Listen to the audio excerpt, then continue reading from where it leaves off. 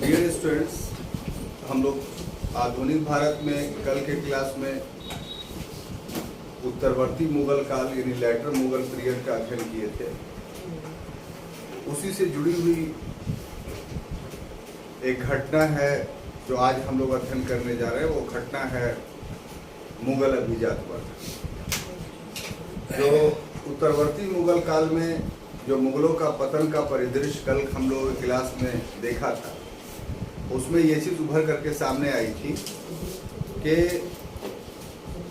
और सभी कारकों के अतिरिक्त एक कारक ये भी था कि लेटर मुगल पीरियड में एक नोबल क्लास का एक अभिजात वर्ग का उदय होता है और उस अभिजात वर्ग के कारण जो मुगल सत्ता है सम्राट की, उसके प्रभाव में कमी आई और वास्तव में जो अभिजात वर्ग था वो अभिजात वर्ग ही नृप निर्माता यानी सम्राट निर्माता बन गया। तो इस कारण से ये अध्ययन का विषय है और हम लोग आज के क्लास में देखेंगे कि कैसे मुगल अभिजात वर्गों ने मुगलों के पतन में सहभागिता निभाई और दूसरा तथ्य साथ साथ ये भी कि क्यों मुगल सम्राट इस अभिजात वर्ग पर नियंत्रण बनाए रखने में सफल नहीं हुए।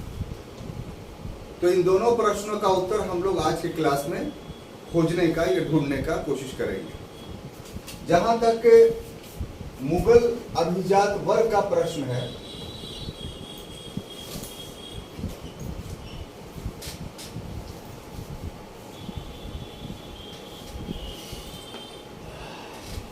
अभिजात वर्ग का प्रश्न है, तो इसमें कौन शामिल थे? यानी आप किसको मानेंगे कि ये अब मुगल अभिजात थे? इसका जवाब ये है कि अमीर,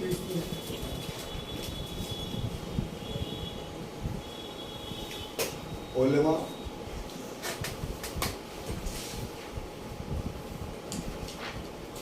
और दरबार से जुड़े हुए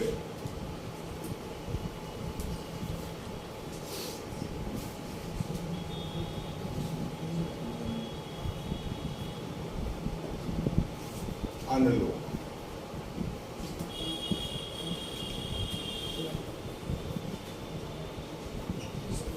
सबसे पहले इस अभिजात वर्ग या नोबल क्लास को आप अपने मस्तिष्क में डिफाइन कीजिए कि कौन लोग थे। तो मोस्टली आमतौर पे जो अमीर वर्ग था वो उसी के बारे में कहा जाता है कि अभिजात वर्ग। अमीर वर्ग एक बहुत बड़ा वर्ग था। यह अमीर शब्द एक बहुत विस्तृत शब्द। जितने भी मुगल दरबार में उच्च उच्च पदों पे पदाधिकारी थे या जितने भी बड़े बड़े मनसबदार थे, उन सभी को सम्मिलित रूप से अमीर वर्ग बोला जाता था। उसमें नीचे के पद से लेकर के ऊपर के पदों तक जो ऑफिसर्स थे, सभी को सभी अमीर वर्ग के अंतर्गत शामिल किया जाता। इसके अतिरिक्त दरबार में आलिम भी रहते थे। आलिम का मतलब ये जो मुस्लिम विधि के जानकार, उसका बहुवचन है उलमा। तो उलमा का भी रूप एक प्रकार से अमीर वर्ग के अधीन ही था, क्योंकि उलमा वर्ग में कुछ ही थे जो सदर उस सुदूर या काजी कुजात बनते थे, एक या दो। तो दरबार में सिर्फ उलमा का एक या दो व्यक्ति ही नहीं रहता था, और भी बहुत सारे लोग रहते थे।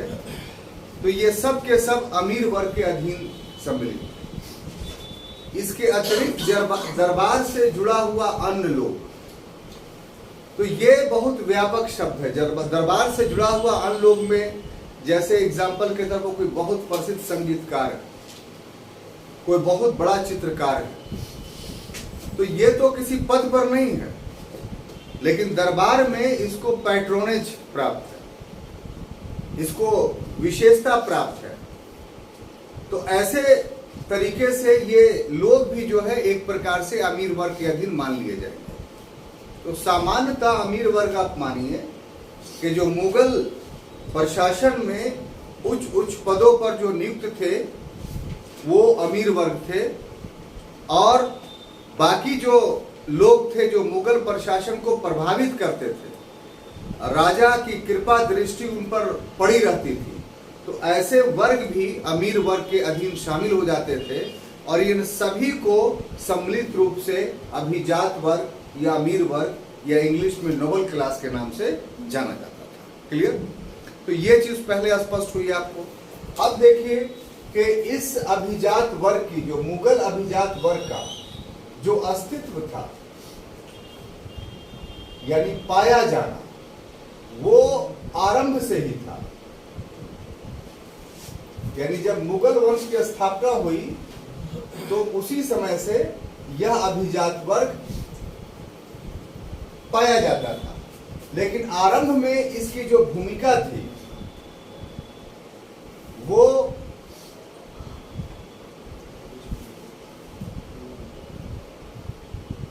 शासन को सुदृढ़ीकरण करने की,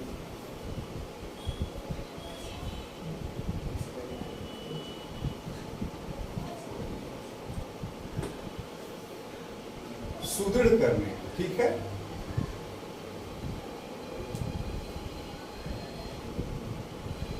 और कालांतर में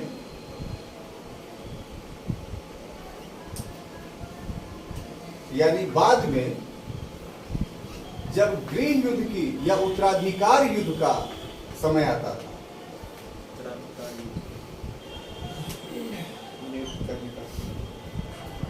तो इस उत्तराधिकार युद्ध के समय में एक किसी राजकुमार का पक्ष लेते थे।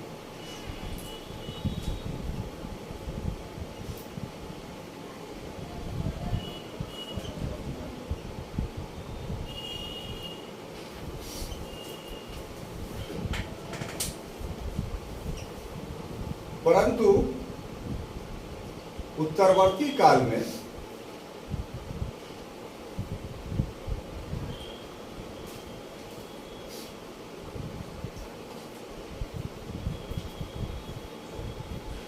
ये नृप निर्माता बन गए।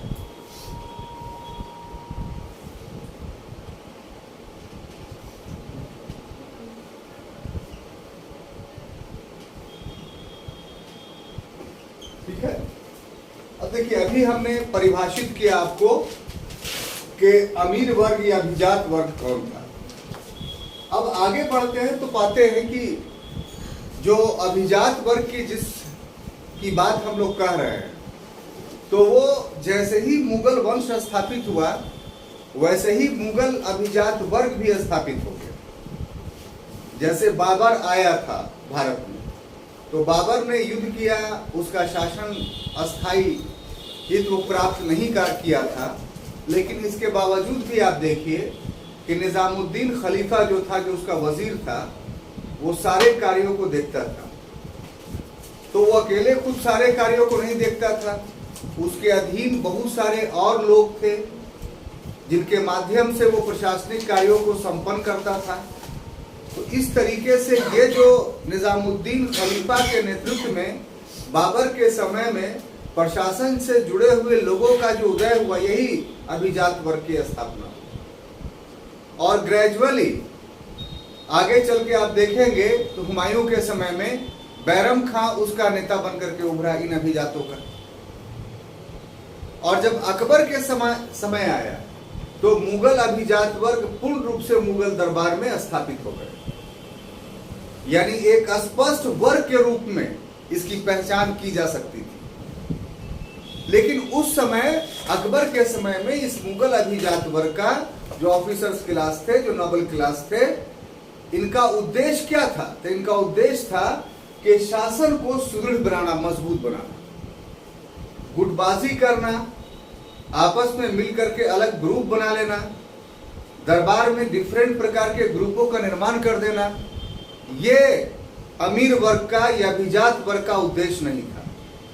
अभिजात वर्ग पूरी तरीके से अकबर के समय में साम्राज्य की सुदृढ़ता के लिए अपने आप को नियत किए हुए था, फिक्स किए हुए था। लेकिन इन अभिजात वर्गों में ग्रुपबाजी कहां से शुरू हुई? कहाँ बुनियाद पड़ी? तो जहांगीर के शासनकाल में बुनियाद। अब वो कैसे? कि नूरजहां के प्रभाव के कारण जो ना चाहते हुए भी जुनता गुट का उदय हुआ। तो पहली बार मुगल दरबार में अभिजात वर्ग दो ग्रुपों में बढ़ गए। एक नूरजहां के नेतृत्व में जुनता गुट हुआ, जिसमें उसका भाई आसिफ खां, उसका बाप इत्मादुद्दौला, उसकी मां और खुर्रम, यानी जो शाहजहां के नाम से बाद में जाना गया। तो ये 5 लोगों का ग्रुप था और इसके विरोध में महाबत खां का ग्रुप था। तो इस तरीके से मुगल दरबार में पहली बार अभिजातियों में 2 ग्रुप का उदय होते हुए पाते हैं। फिर शाहजहां का दौर आया, तो उस समय में जो है वो उसके बेटे का, यानी दारा शिकोह जो बड़ा बेटा था, और उसके विरोध में औरंगजेब, इन दोनों के बीच में मुगल दरबार वैचारिक रूप से बटा हुआ था। और जब औरंगजेब के सामने समय आया, तो फिर ये मुगल अभिजात वर्ग पर जातीय आधार पर, कास्ट के आधार पर डिवाइड हो। तो इस प्रकार से हमने जो ये बातें कही हैं उसका पूरा विवरण है। इसका अर्थ ये होता है कि मुगल अभिजात वर्ग का अस्तित्व तो मुगल दरबार में शुरू से ही रहा है, लेकिन प्रारंभ में यानी अकबर के समय तक उसका उद्देश्य जो था वो ये था कि शासन को सुदृढ़ करे। ठीक है, शासन को सुदृढ़ करे। लेकिन कालांतर में जैसे ही उत्तराधिकार का ये हुआ, तो उत्तराधिकार का असल शुरुआत जो होती है, जिसमें बजाते तौर पे युद्ध होता है, झगड़ा होता है, वो जहांगीर के समय से होता है। उत्तराधिकार की समस्या बाबर के बाद भी उत्पन्न हुआ था, ये हम लोग देख चुके थे कि निजामुद्दीन खलीफा जो है वो बाबर का बहनोई को बनाना चाहता था सम्राट, हुमायूं को नहीं, ख्वाजा मेहंदी को। लेकिन ये इसमें कोई युद्ध नहीं हुआ था। वो एक घटना के बाद जो है वो सौम्य जो है निजामुद्दीन खलीफा अपने पैर को पीछे कर लेता है। लेकिन जहांगीर के समय में बजाते तौर पे मुगल अभिजात वर्ग 2 खानों में बढ़ता है। तो उत्तराधिकार का युद्ध जब हुआ, तो उत्तराधिकार का युद्ध जहांगीर के समय में भी हुआ, उत्तराधिकार का युद्ध शाहजहां के समय में हुआ। तो इन दोनों समयों में हम लोगों ने पूर्व की क्लास में जो अध्ययन किया वो क्या, कि किसी न किसी राजकुमार का यह अभिजात वर्ग पक्ष लेता था। वो खुद नहीं चाहता था कि मेरे अनुसार कोई सम्राट बने,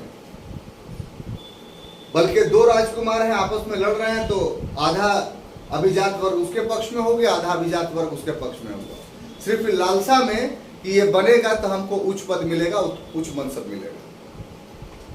अभिजात वर्गों के पास ये शक्ति नहीं थी कि किसी को सम्राट बना दे। अभी तक सम्राट ही शक्तिशाली थे।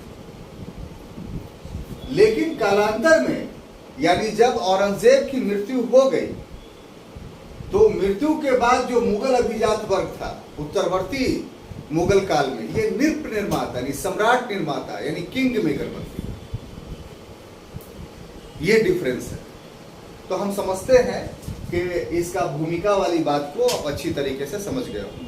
अब हम घटनाक्रम पे आते हैं कि जैसा कि मैंने आपको बताया कि औरंगजेब के काल में, जो औरंगजेब का शासन काल था,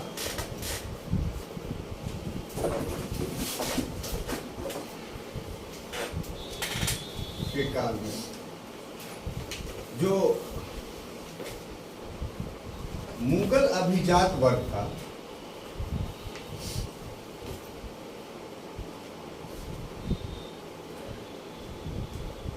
वर्ग के परिवेश में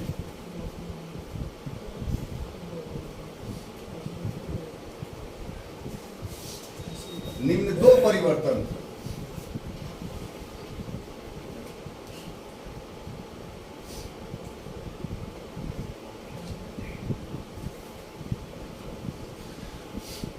ठीक है ना साहब? अब 2 परिवर्तन आपको देखना होगी कौन कौन हुआ। तो पहला परिवर्तन तो ये हुआ कि अभिजात वर्ग की संख्या में वृद्धि हुई। अभिजात वर्ग की संख्या में वृद्धि।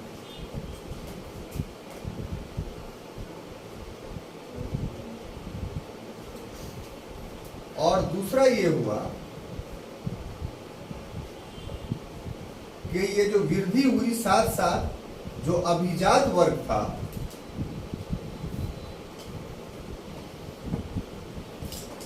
वो प्रजातीय आधार पर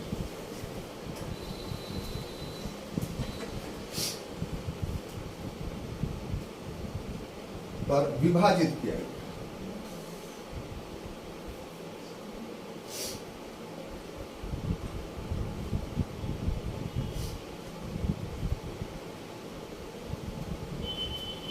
ठीक है ना? अब देखिए, ये इस खंड को आपको समझना है। बातें सिर्फ लिख दी गई और आप रट लीजिए, ये वास्तविक पढ़ाई नहीं है। जो बातें लिखी गई, जो घटना घटी, वो घटना किस प्रकार से घटी, क्यों कर घटी, जब तक ये बात हम लोग नहीं जानेंगे तब तक जो है वो आपको अस्थायी रूप से तथ्य समझ में नहीं आएगा। ठीक है?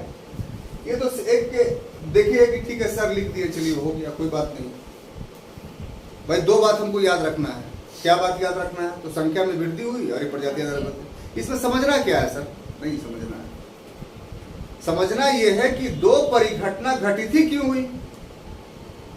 अगर उस घटनाओं को हम समझ ले तो फिर ये घटना हमको याद, उस परिवेश को हम समझ ले तो ये दोनों घटनाएं हम हमेशा के लिए याद हो जाएगी। तो सबसे पहले पहला देखते हैं कि औरंगजेब, अभिजात वर्ग तो पहले से था, लेकिन औरंगजेब के शासनकाल में इसमें इसकी संख्या में वृद्धि हुई। जैसे पहले 100 था तो इनकी संख्या बढ़ के 1000 हो गई।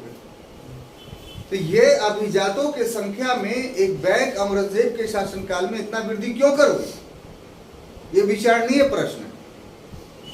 इसका जवाब यह है कि आप गौर से देखिए कि औरंगजेब के शासनकाल में ही बीजापुर और गोलकुंडा रियासत को जो है वो मुगल साम्राज्य में अस्थायी रूप से शामिल कर लिया।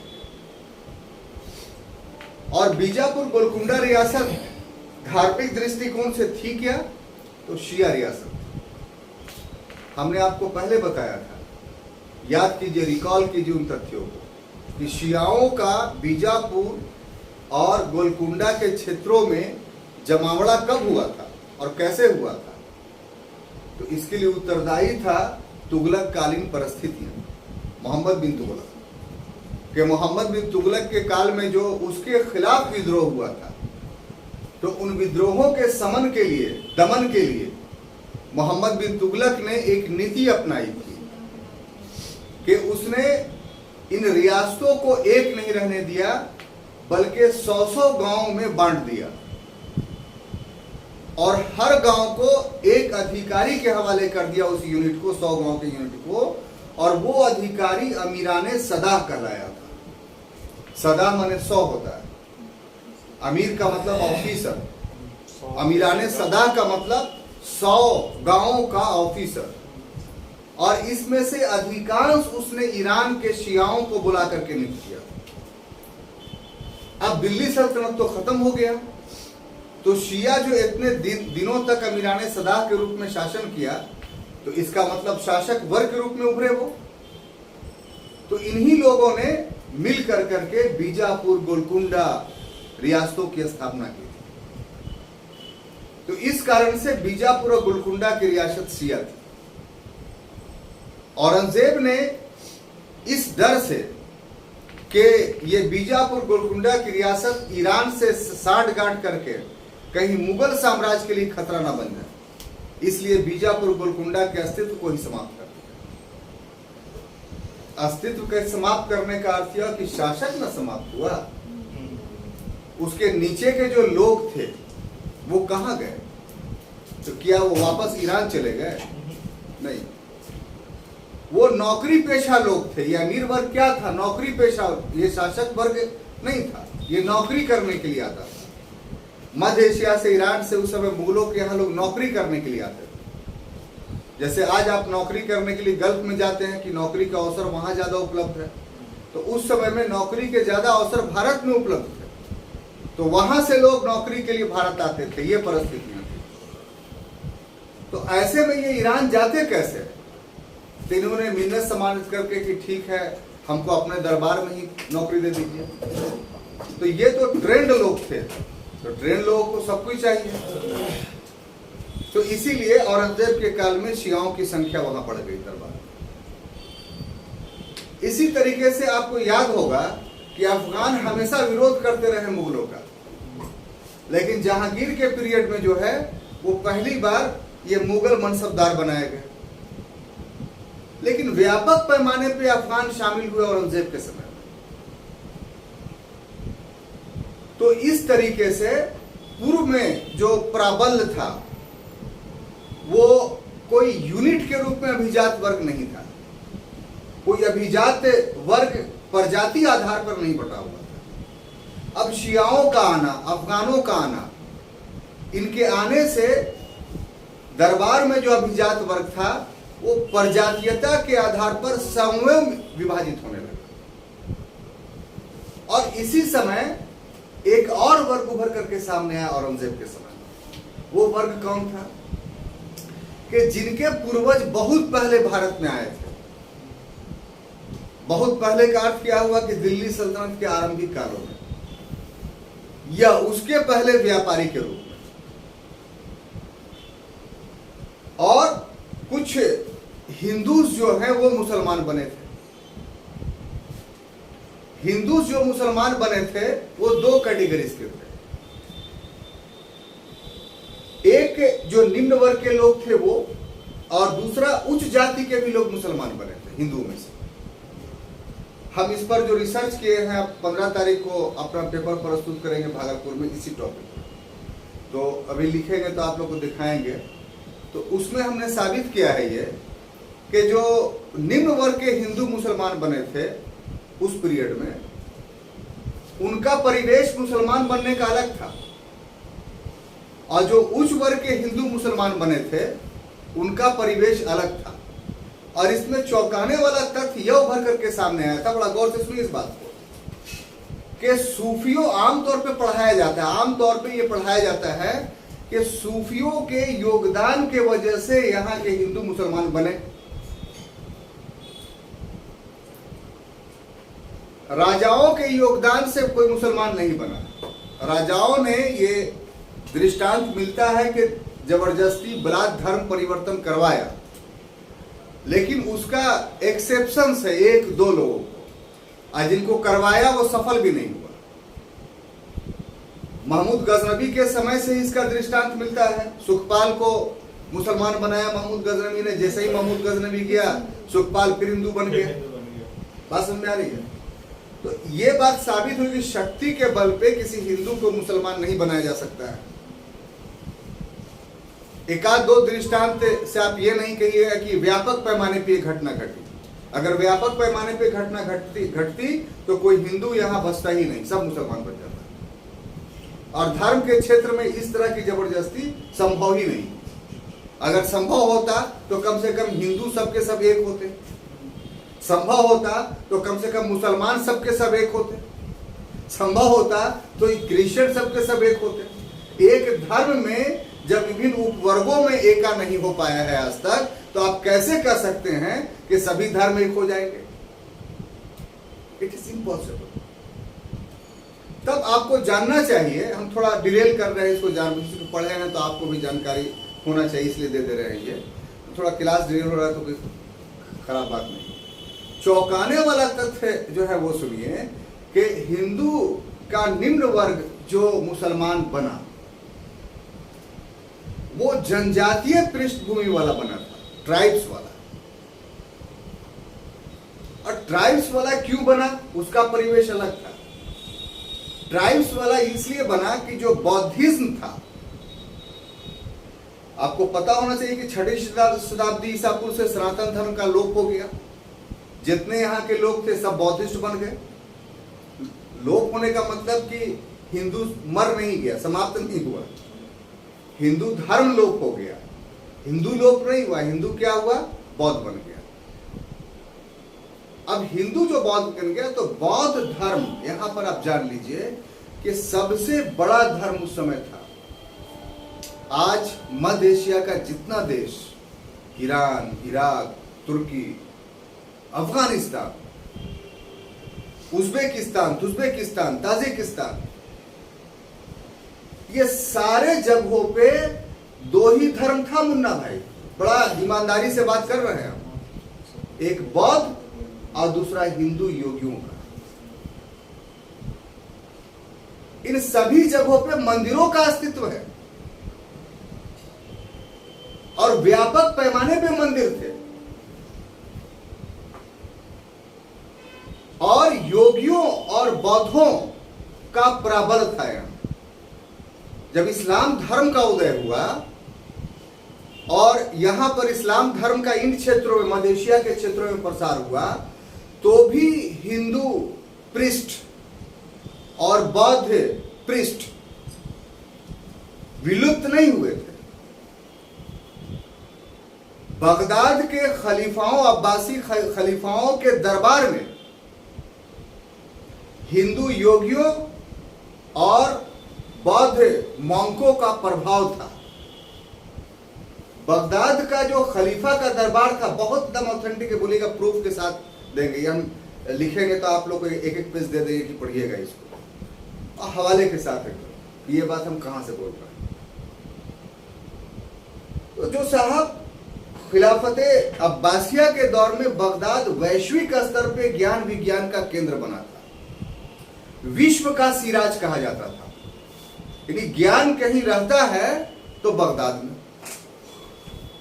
और ये क्यों कर हुआ था? ये इसलिए हुआ था कि हिंदू योगी, बौद्ध मॉन्क और इस्लाम धर्म के जो उलमा थे वो सब एक जगह बैठते थे, इनमें कोई भेद नहीं था।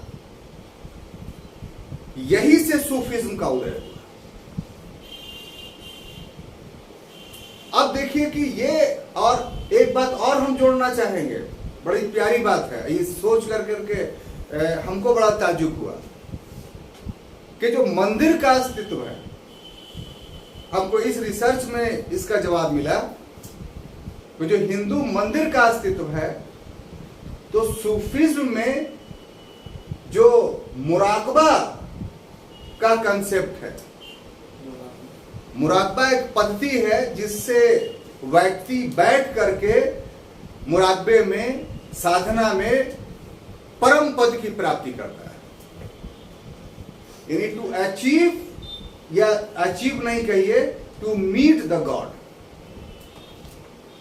यानी ईश्वर से उसका मिलन हो जाता है।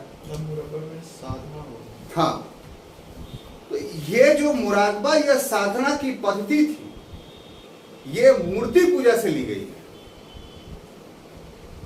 और मूर्ति पूजा का अस्तित्व भारत से पहले मध्य एशिया के क्षेत्रों में पाया जाता था। ये बड़ा विचित्र बात दिखाई पड़ता है।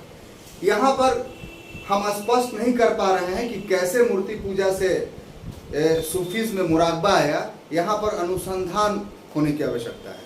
हमारा ज्ञान यहां पर अल्प है। जिस हिस्टोरियन ने ये बात कही है उसने भी इस बात का उद्भेदन नहीं किया है। तो यहाँ पर इतिहास अनुसंधान का विषय है। तो जहाँ पर नहीं क्लियरिटी हो रही है वहाँ पर कहा जाता है कि आप अनुसंधान कीजिए। जैसे ये बात जो हम कह रहे हैं, ये एक अनुसंधानात्मक बात है। अब आइए उस टॉपिक पे हम आते हैं। यहाँ पर घबराइए नहीं, थोड़ा सा क्लास लिंगर हो जाएगा तो नई बात है तो जाननी चाहिए।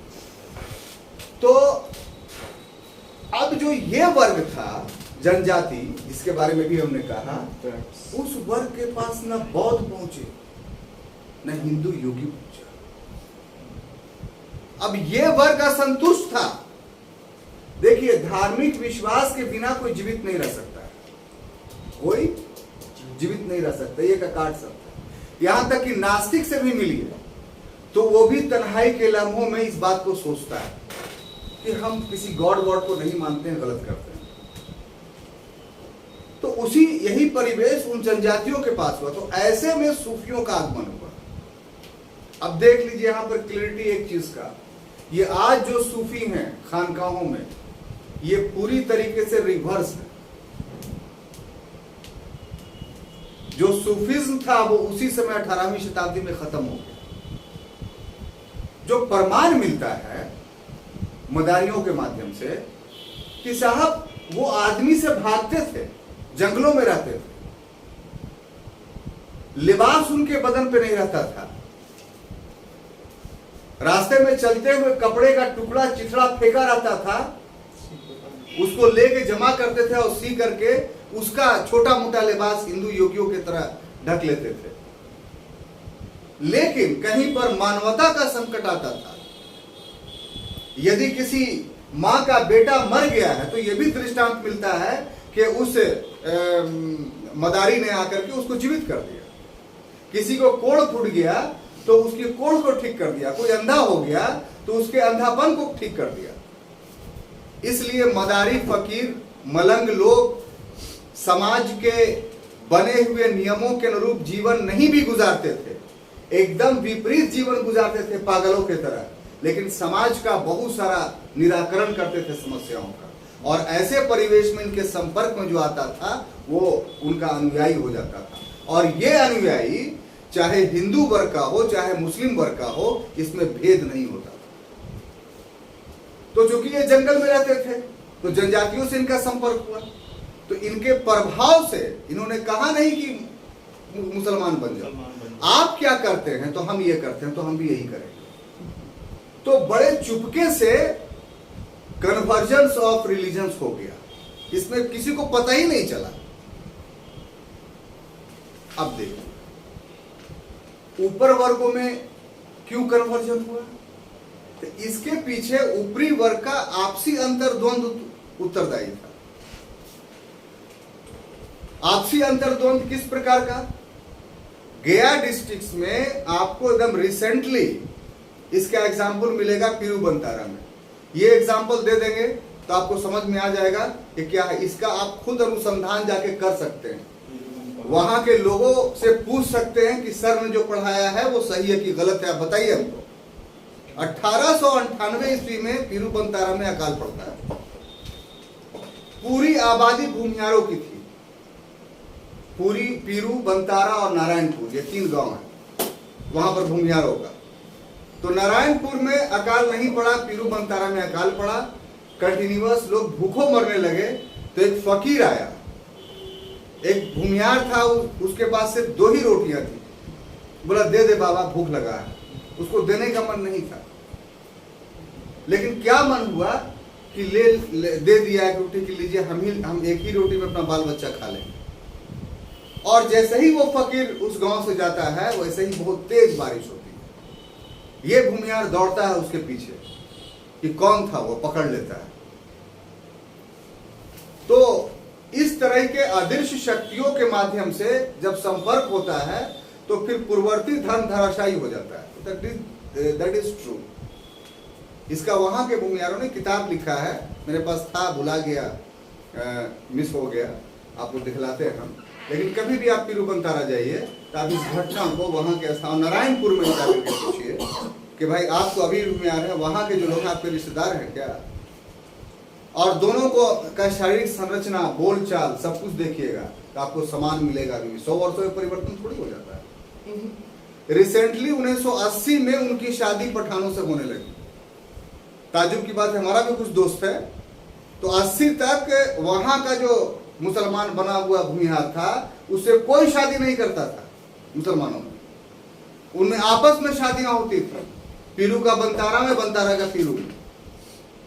पहला विवाह गया में हुआ था, वही प्रेम विवाह था, और वहां से खुला वो, और उसके बाद जो है 100 वर्षों के बाद, समझिए 75 वर्षों के बाद एक्सेप्टेंस उनका हुआ है मुस्लिम समाज। तो इस तरीके के सर्कमस्टांसेस और परिस्थितियां में धर्मांतरण हुआ या धर्म परिवर्तन हुआ, और इसमें कोई झगड़े नहीं हुए।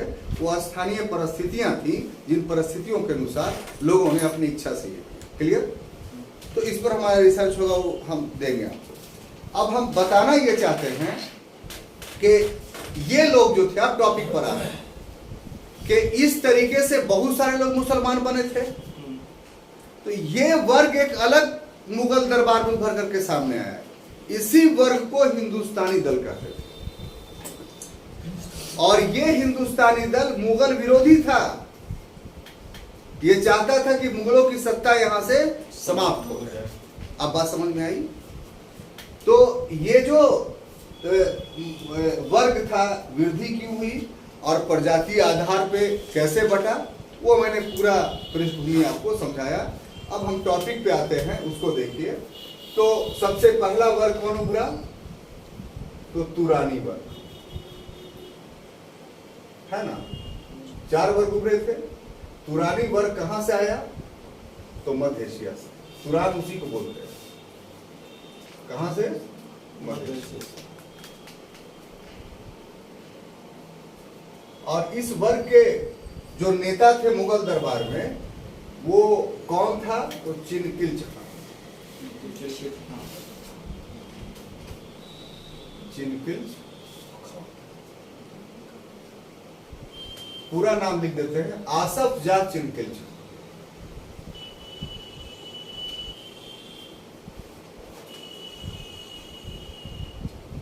और दूसरा था अमीन खां। ये उस समय के मुगल दरबार में लीडर थे। इसका मतलब ये नहीं कि सिर्फ 2 ही थे। तुरानी दल में बहुत सारे लोग थे, लेकिन उसके लीडर कौन थे? निजामुल मुल्क चिनकिल्च खां और अमीन खां। दूसरा है ईरानी दल। ये कहां से आया था? तो ईरान से आया। इसमें कौन लोग शामिल थे? जुल्फिकार खां, असद खां। कल आप पढ़िए, इसीलिए कंफ्यूज कर रही हैं, ठीक है ना। धीरे धीरे ठीक हो जाएगा। जुल्फिकार खां,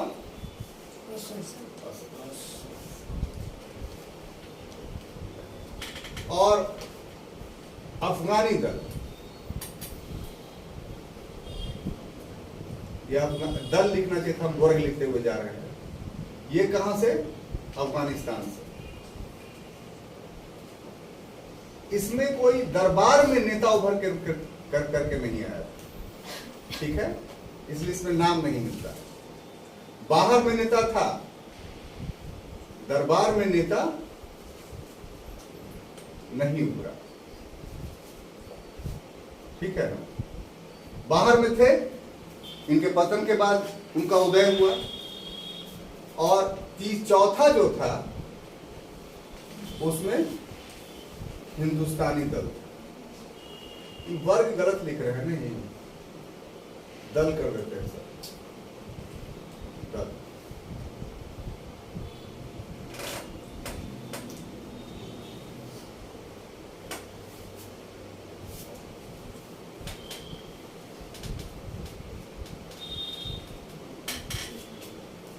ये जो थे स्थानीय थे। स्थानीय में आपको बता ही दिए कि ऐसे लोग जो बहुत पहले से भारत में बस गए थे या फिर हिंदू से मुसलमान बने थे। इसमें नाम आता है सैयद बंधु।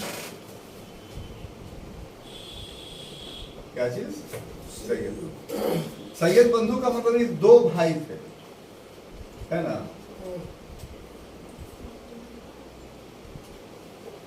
एक भाई का नाम था अब्दुल्ला हसन खां,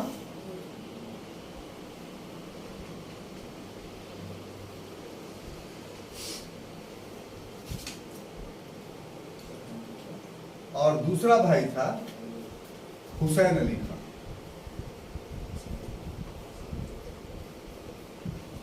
हुसैन अली, ये भी जो है ना, वास्तव में मेसोपोटामिया से भारत आए थे बहुत पहले, इसके वंशज, यानी इराक से। मेसोपोटामिया से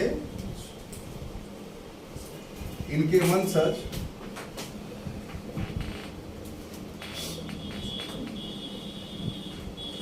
भारत आए।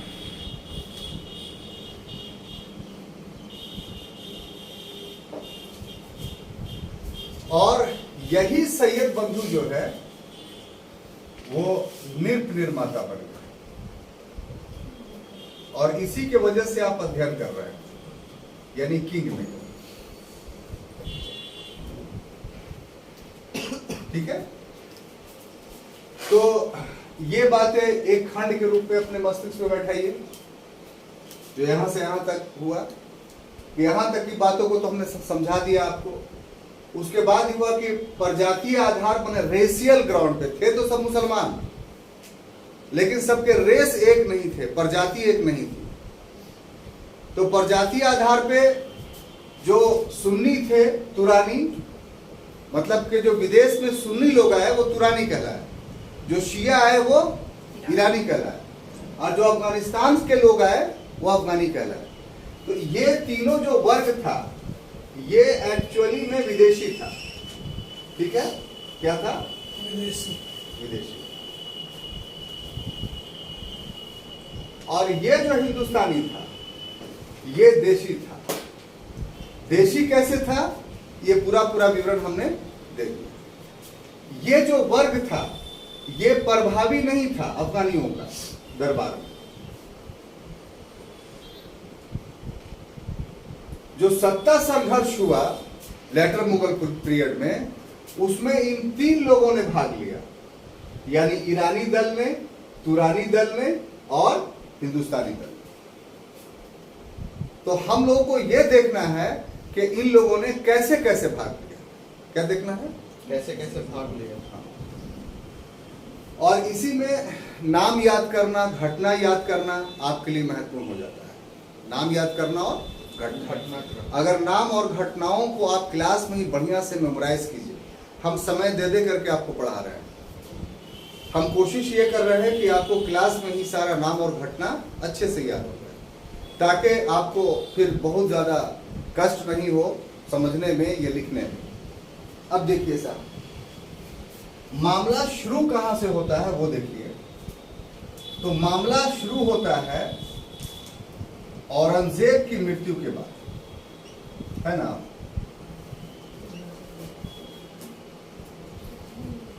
औरंगजेब की मृत्यु के बाद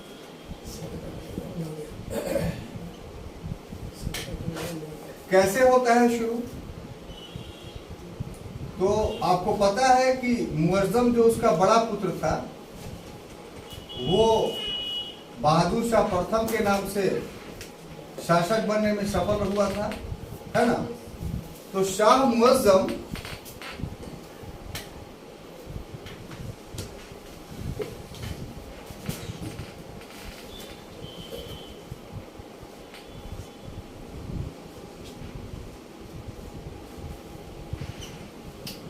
जब गद्दी पर बैठा तो इसका एक पुत्र था जिसका नाम था अजीमुशाह, याद होगा।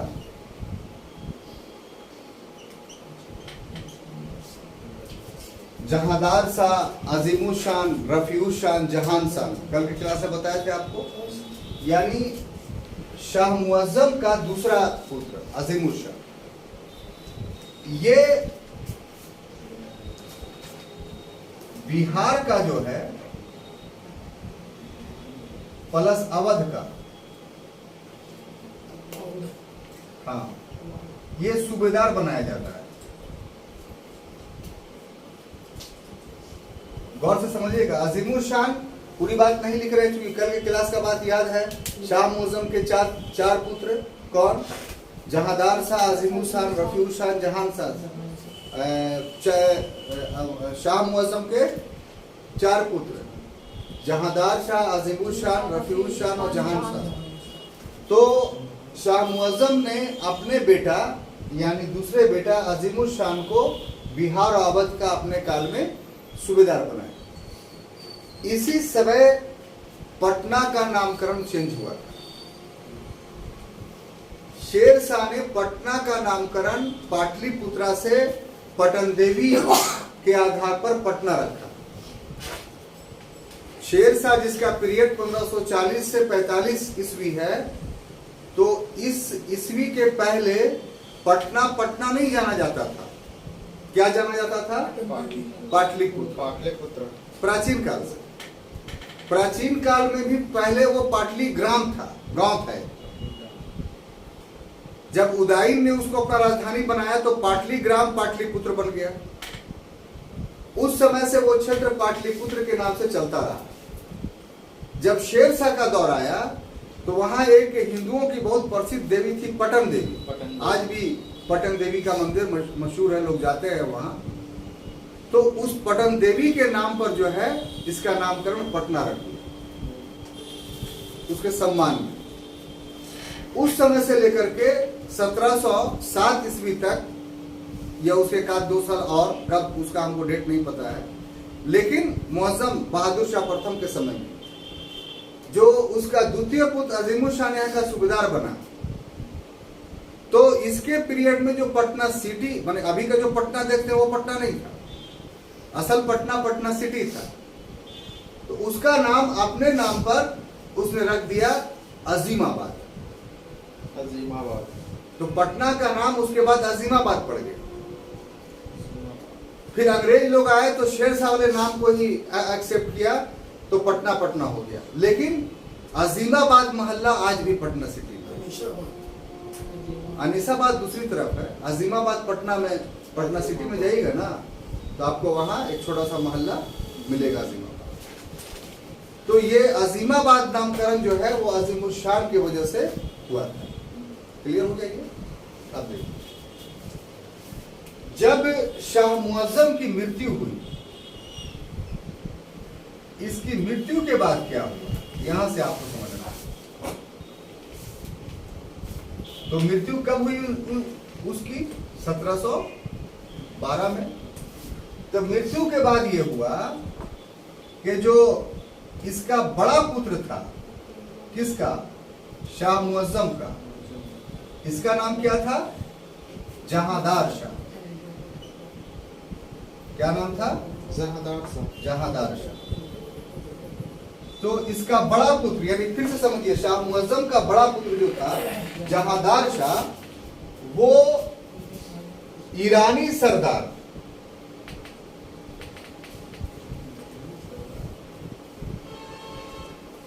अब ईरानी सरदार कौन था यहां पर देख लीजिए, जुल्फिकार खान और असद खान। ये एक्चुअली में बाप बेटा थे, ठीक है ना? जुल्फिकार खान प्लस असद खान। असद खान बाप था और जुल्फिकार खान उसका बेटा था। तो इसके सहयोग से, ईरानी सरदार के सहयोग से क्या बना? शासक बना। कौन बना शासक? जहांदार शाह। अब क्या देख रहे हैं कि इंटरफेयर हो गया, यहीं से इंटरफेयर हुआ। ये जो जहांदार शाह शासक बना वो पूरा जुल्फिकार खान और असद खान की वजह से बना। यानी अब मुगल दरबार में सम्राट महत्वपूर्ण नहीं रहा, अब मुगल दरबार में जुल्फिकार खान और असद खान महत्वपूर्ण हो गया। और इसके बदले में क्या हुआ? तो जुल्फिकार खान को जो है वो मीरबख्शी का पद दे दिया और असद खान को जो है वजीर का पद दे दिया। और मीरबख्शी और वजीर मिलकर के यही मेन सम्राट बन गए। और जुल्फिकार का क्या हुआ? तो लाल कुंवर के प्रेम जाल में फंसा रहा और हिजड़ों के प्रेम जाल में फंसा रहा। 1 साल तक यही करता रहा। तो ये देखिए मुगलों का टर्निंग पॉइंट यहां पर होता है। किसी का पतन सोनू जी उसके द्वारा खुद आमंत्रित किया जाता है। जब व्यक्ति काहिल हो जाता है, कामचोर हो जाता है, व्यक्ति अय्याश हो जाता है, तो ये सब प्रतीक बनते हैं उसके पतन के। इतिहास से ये सीख लेना चाहिए। अगर आपको पतनशील अपने जीवन में नहीं होना है तो इन दुर्गुणों को छोड़ना पड़ेगा, मेहनती बनना पड़ेगा, पढ़ना पड़ेगा, लड़की के चक्कर में नहीं रहना पड़ेगा, लड़की से सिर्फ दोस्ती लड़के की तरह करना होगा। हम मिलने जुलने में पाबंदी नहीं लगाते हैं, लेकिन वो रिलेशन कैसा होगा? एक फ्रेंडशिप की तरह। कोई प्रभाव जमा रहा है एक दूसरे पर, ऐसा नहीं। यहां क्या था? लाल कुंवर प्रभाव जमा रहे थे, और प्रभाव ऐसा कि बेचारे को हिजड़े के चक्कर में पड़ना पड़ा। आप समझ रहे हैं ना इस बात को? तो ये सब पतन की तरफ व्यक्ति को ले जाता है। जैसे इसी से मुगल पतन, अगर यहाँ पर जहादार से बहुत स्ट्रिक्ट शासक रहता है तो लाल कुंवर के चक्कर में पड़ता नहीं पड़ता, और नहीं पड़ता तो फिर जुल्फिकार का ठीक है सहयोग ले लिया था, एज ए किंग प्रभावशाली भूमिका निभाता। लेकिन नहीं, आप ही बहुत बड़े हैं और आप ही सबसे अच्छे आदमी हैं, हमको अपना मस्ती में रहने दीजिए और इसके अलावा हम शासन कार्यों से कोई मतलब नहीं रखते। इस मानसिकता के वजह से मुगलों का व्यवहारिक पतन यहाँ से शुरू होता है। और पैसा के लिए क्या किया, तो इजारा देना शुरू कर दिया अपनी जमीनों को, जिससे शक्तिशाली कौन हुए, मुगल अमीर वर्ग शक्तिशाली, सम्राट शक्तिशाली नहीं हुआ। तो अपना दुकान खुद चलाइएगा तो लाभ होगा, अगर कारीगर पर दुकान को छोड़ दीजिएगा तो दूसरा दुकान खोल लेगा, आपका बंद हो जाएगा। बात समझे ना? अगर खाली लैपटॉप से पढ़ना शुरू कर दिए तो वो कंपनी वाला मालामाल हो जाएगा, इससे आप अपना लैपटॉप चला रहे हैं। आपका ज्ञान जो है धीरे धीरे खत्म होता था। आपका ज्ञान कैसे बढ़ेगा, तो ऐसे ही बढ़ेगा कि आप आके सुबह 8 बजे से क्लास कीजिए, टेस्ट दीजिए, होमवर्क कीजिए, ये आपके ज्ञान की बढ़ोतरी का आधार बनेगा। ज्ञान के बढ़ोतरी का आधार विज्ञान और तकनीक नहीं बढ़ेगा। आपके मस्तिष्क को प्रैक्टिस करनी होगी। हर चीज गूगल बाबा से आप मांग लीजिएगा तो एक दिन गूगल बाबा आपका सम्राट बन जाएगा। सोच लीजिए इस बात को। आपको सम्राट बनना है तो गूगल बाबा का इस्तेमाल बस उतना ही भर कि हम ऑर्डर करें और तुम फरमान जारी करो। तुम फरमान जारी नहीं कर सकते हो, फरमान जारी हम करें। तो आपके लिए ये फरमान जारी करने के लिए सब मेहनत किया जा रहा है। इस मामला को समझिए। अब देखिए, ये जो घटना हुई दिवाकर भाई, इसकी प्रतिक्रिया हुई। क्या हुई? प्रतिक्रिया कहां हुई? पटना में। अब देखिए कि यहां पर आप आइए कि अजीमुल शान को बिहार और अवध का सूबेदार बना दिया गया। तो अजीमुल शान ने जो है कैसे कि यहां पर पटना में अजीमुल शान के द्वारा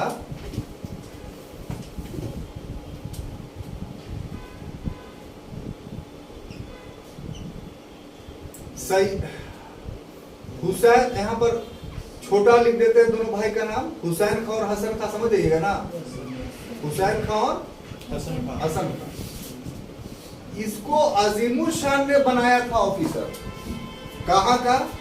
तो हुसैन खां को जो है वो पटना का दीवान बनाया था। कहां का? पटना। पटना का दीवान। पटना दीवान हम लिख दे रहे हैं ताकि आप समझ जाइए। और हसन खां को जो बड़ा भाई था उसको इलाहाबाद का उप दीवान बनाया था। ये बड़ा जगह था, इलाहाबाद का उप दीवान। यानी छोटा भाई बड़े पद पे था और बड़ा भाई छोटे पद पे था। ये ऑब्जेक्टिव क्वेश्चन है कि दीवान कौन बना था और उप दीवान कौन बना था। तो बड़ा भाई इलाहाबाद का उप दीवान बना था और छोटा भाई पटना का दीवान बना था। बनाया किसने था? तो अजीमुल शान ने बनाया था। ठीक है। अब उसके बाद आप पूर्व से परिचित हैं कि जहांदार शाह जो गद्दी पर बैठा तो किस कीमत पर बैठा? अपने भाई अजीमुल शान, रफीउल शान और जहान शान की हत्या करके बैठा था। तो स्वाभाविक सी बात है कि अजीमुल शान की जब हत्या किया था कौन? जहांदार शाह ने। तो अजीमुल शान का बेटा जो था वो कौन था? फर्रुख सियर। इसका बेटा कौन था? फर्रुख सियर। फर्रुख सियर।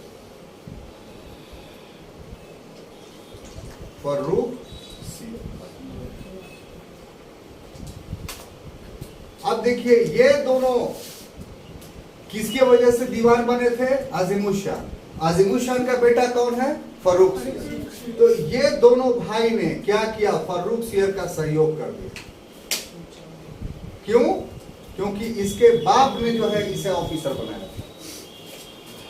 तो अजीमुल शान तो मर गया, लेकिन अजीमुल शान के द्वारा बनाया गया जो ऑफिसर था और उसका जीवित बेटा उससे प्रतिक्रिया निकलती है। और क्या निकलती है कि इनके सहयोग से इसने फर्रुखसियर ने स्वयं को पटना में राज्याभिषेक करा दिया। पटना में राज्याभिषेक, ये प्रथम मुगल शासक है जिसका राज्याभिषेक दिल्ली से बाहर पटना में हुआ। यह ऑब्जेक्टिव क्वेश्चन आता है। अब उसके बाद घटना घटती है कि तीनों की सम्मिलित सेना, हम तीनों की सम्मिलित सेना इसलिए बोल रहे हैं कि मनसबदारी व्यवस्था थी और मनसबदारी व्यवस्था में हर मनसबदार का अपना सेना होता था। तो ये दीवान या उप दीवान थे, इनके पास भी सेना होगा। फर्रुखसियर भी एक राजकुमार था तो उसके पास भी सेना होगा। ये तीनों की सम्मिलित सेना जो है वो दिल्ली पर आक्रमण करती है। कहाँ? दिल्ली पर आक्रमण करती है। और जब दिल्ली पर आक्रमण करती है तो इसके पश्चात जो है वो जहांदार शाह, उसके बाद वो जो ईरानी दल का था जुल्फिकार खां, और उसका बाप असद खां, ये तीनों की क्या की कर दी जाती है? हत्या। और उसके बाद अगला शासक कौन बनता है? फर्रुखसियर। तो इस तरह का जो ये घटनाक्रम परिवर्तित हो रहा है उसको हम आपको स्पष्ट रूप से सबको अलग अलग करके समझा रहे हैं। अब देखिए कि जब इसके बाद फर्रुखसियर शासक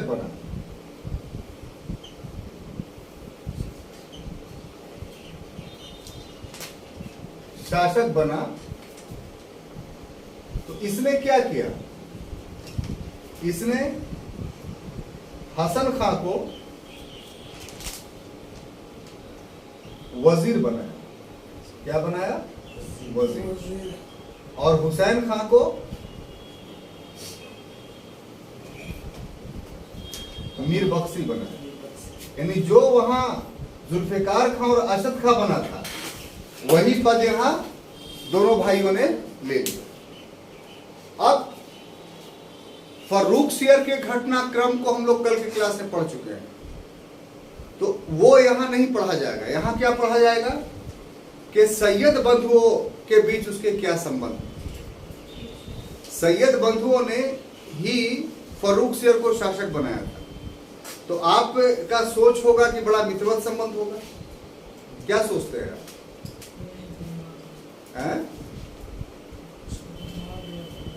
हाँ, मार दिया था। और ताज्जुब की बात यह है कि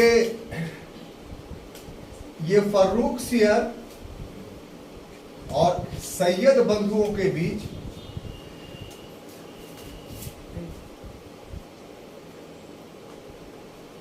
आरंभ से ही मनमुटाव हो गया था। क्या हो गया था? मनमुटाव। और इस मनमुटाव का कारण क्या था? तो कारण था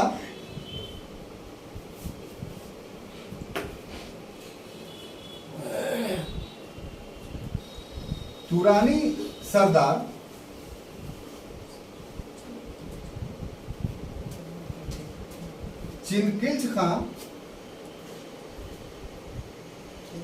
चिनकिल्च खां और अमीन खां,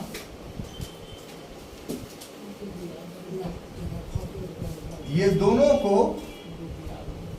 फर्रुखसियर के द्वारा प्रश्रय दिया जा रहा। ठीक है? बनाया शासक फर्रुखसियर को किसने? हसन खां और हुसैन खान। लेकिन जैसे ही फर्रुखसियर शासक बन गया तो इसका लॉयलिटी सैयद बंधुओं से खत्म हो गया। लॉयलिटी सैयद बंधुओं से क्यों खत्म हो गया? कि 31 वर्ष का युवा था ये। 11 शासकों में, यानी जो उत्तरवर्ती मुगल काल के शासक हैं, उन 11 शासकों में सबसे युवा जो था वो कौन था? शेयर 31 वर्ष। ये सब ऑब्जेक्टिव आता है, मटेरियल्स में सब बातें लिखी हुई हैं। जितना बहुत सारी बात बोर्ड पर हम नहीं लिख पाते हैं स्थानाभाव के कारण, तो मटेरियल्स में जो बात बोलते हैं सारी की सारी लिखी हुई है, और एक बुक से आपको नहीं मिलेगा। दिक्कत ये है, आप BL ग्रोवर की किताब पढ़ सकते हैं, आनंद शुक्ला की किताब पढ़ सकते हैं, यूनिक से ही पढ़ सकते हैं।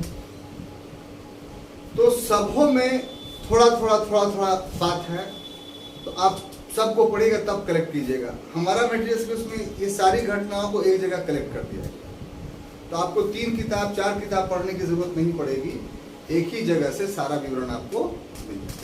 ये फायदा है। युवा था, ये भी अय्याश मिजाज का था, ऐसी बात नहीं है, लेकिन पूर्व के अय्याश मिजाजों से थोड़ा हटकर अय्याशी करता था, लेकिन बदन में ताकत ज्यादा थी, तो थोड़ा प्रशासन के बारे में भी सोचता था। यानी प्रशासनिक कामों को पूरी तरीके से वो वजीरों के हाथ में नहीं छोड़ना चाहता था। तो ऐसे परिवेश में वो जानता था कि सैयद बंधु मुगल विरोधी हैं और हम लोग क्या हैं? तो मुगल हैं।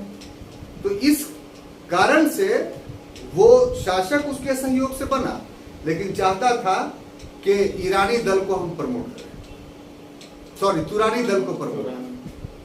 ईरानी दल का तो जुल्फिकार खां से खत्म हो गया, तो बिखर गया। तो तुरानी दल का जुल्फिकार खां औरंगजेब के समय का अमीर था और काफी डिसिप्लिन वाला था, तो यही भिड़ सकता है। और अमीन खां को इतना प्रमोट किया फर्रुखसियर ने कि कह दिया कि अमीन खां के हस्ताक्षर मेरे हस्ताक्षर हैं। अब राज्यादेश पर अमीन खां साइन करने लगा, और वो अमीन खां का हस्ताक्षर माना गया कि फर्रुखसियर का हस्ताक्षर है। तो इसका मतलब वजीर का पूरा वैल्यू खत्म हो गया। साथ ही साथ जो राजमाता थी उसको अपने पक्ष में मिला लिया फर्रुखसियर। राजमाता का बहुत इंपॉर्टेंट रोल होता है। मुगल एक शादियां नहीं करते थे, बहुत सारी शादी करते थे, लेकिन उसमें सारी बीवियां राजमाता नहीं बनती थी। जो शासक होता था उसी की माँ राजमाता बनती थी, और बाकी सब जो है बीवियां थी, जिसका बेटा शासक नहीं बना वो राजमाता नहीं बनती थी। तो राजमाता का दरबार में प्रभाव होता था, उसकी बात व्यवहारिक रूप से मान्य होता था। तो राजमाता से मिलकर के फर्रुखसियर ने जो है वो हसन अली खां को दक्कन का सूबेदार बना दिया। एक भाई को यहां से हटा दिया, विवाद यहां से शुरू हुआ। ठीक है, बोर्ड पर जगह नहीं इसलिए नहीं लिख रहे हैं, लेकिन नाम सब आपको याद है तो याद हो जाएगा। अगर आपको कहीं पर कंफ्यूजन होगा मेरे लेक्चर्स के दौरान में, तो आप पूछ सकते हैं कि इसको दोहरा दीजिए कि हम याद कर लें। तो छोटा भाई हसन खां को दक्कन का सूबेदार बना दिया। हसन खां समझ गया कि हमको भगाया इसलिए जा रहा है कि हुसैन अली खां जो है वो अकेला हो जाएगा और दरबार का कुचक्र और परवान चढ़ेगा। तो हसन खां भी तेज था, बोला ठीक है हम बन जाते हैं, लेकिन हम अपने नायब के जरिए वहां शासन करेंगे, हम रहेंगे यहीं। अब अमीन खां और दोनों के बीच जो है झगड़ा हो गया। तो राजमाता ने हस्तक्षेप किया, बोला हम जो बात बोल रहे हैं वो सबको मानना पड़ेगा। अमीन खां गुजरात का सूबेदार बनता है और हसन खां दक्कन का, और दोनों को दरबार छोड़ना पड़ेगा। तो इस प्रकार से हसन खां और अमीन खां दरबार से राजमाता के माध्यम से अलग हो गए।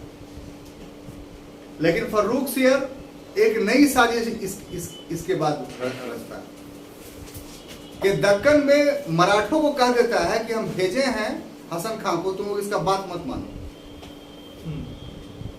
और एक आदमी को वहां डिप्यूट कर देता है कि जितना जल्दी हो इसकी हत्या कर दो हसन खां को। ये बात पता चल जाता है हसन खां को। तो हसन खां शाहू के साथ समझौता कर लेता है। चूंकि हसन खां ही वहां का सूबेदार बन गया, तो अब वो ऑथराइज हो गया। बोला आपको हम चौथ और सरदस्मुखी का अधिकार देते हैं, आप मेरे पक्ष में हो जाइए। तैयार हो गया और 15,000 सैनिकों की सहायता का वचन दिया। अब बालाजी विश्वनाथ जो उसका पेशवा था, वो 15,000 सेना लेकर करके हसन खां के साथ पहुंच जाता है दिल्ली, और वही फर्रुख शेर को लात घूसों से मारता है, कपड़ा फाड़ देता है, अंधा कर देता है, अब बड़ी बेदर्दी से उसको मार देता है। बात सुनिए, अब फर्रुख शेर का कहानी समाप्त, दी एंड। अब दरबार में प्रभावशाली कौन हो गए? तो सैयद मंसूर। इसने क्या किया फौरन कि ये तो अजीमुल शान का बेटा था, अब रफीउल शान का बेटा जिसका नाम था रफीउल दर्जात, उसको शासक बनाया। क्षय रोग से उसकी मृत्यु हो गई 3 ही महीना में। फिर दूसरा भाई उसका था रफीउल शान, उसको बनाया, उसका भी 4 महीने में मृत्यु हो गई पेचिश से। तो इस तरीके से 3 लोगों को बनाया। अब जहान शाह जो अंतिम भाई था, बेटा था किसका, बहादुर शाह प्रथम का, शाह मुअज्जम का, यानी जहांदार शाह का छोटा भाई, उसका बेटा था रोशन अख्तर, जिसको मोहम्मद शाह के नाम से शासक बना। तो देखने में 4 लोगों को उसने बनाया, लेकिन व्यवहारिक रूप में अल्प समय के लिए 2 और, निकुसियर और इब्राहिम, इसको भी 2-4 दिन के लिए शासक बना दिया। तो टेक्निकली देखिए तो सैयद बंधुओं ने 6 लोगों को मुगल सम्राट बनाया, और इसी कारण से इसको नृप निर्माता कहा जाता है। लेकिन जब मोहम्मद शाह शासक बना, तो मोहम्मद शाह के ने ठान लिया कि इन दोनों भाइयों की हत्या समापन होना चाहिए। तो वो जान गया था कि शक्ति के बल पर हम सैयद बंधु का पतन नहीं कर सकते। तो उसने साजिश रची दरबार में, और साजिश के तहत हैदर खां एक व्यक्ति था, उसको फिक्स किया कि तुमको जो है ये काम करना है। तो हैदर खां एक याचिका मतलब होता ना कि साइन करना है, ये तो वजीर था, तो याचिका लेकर के गया। याचिका रास्ते में जाके दिया कि इस पर आपका साइन चाहिए। तो बैठ कर करके साइन कर रहा था कौन? हसन खां। और वो तेज धारदार जो है वो छुड़ा लिए हुआ था, जिसमें जहर मिला हुआ था, उससे उसकी गर्दन उतार। और उधर सेटिंग था, दूसरा भाई जो था हुसैन अली खां, उसको जो है वो कैद कर लिया गया, 2 वर्षों तक कैद किया गया, और 22 में जहर देकर के उसकी हत्या कर दी। इस तरीके से सैयद बंधुओं का अंत हो गया।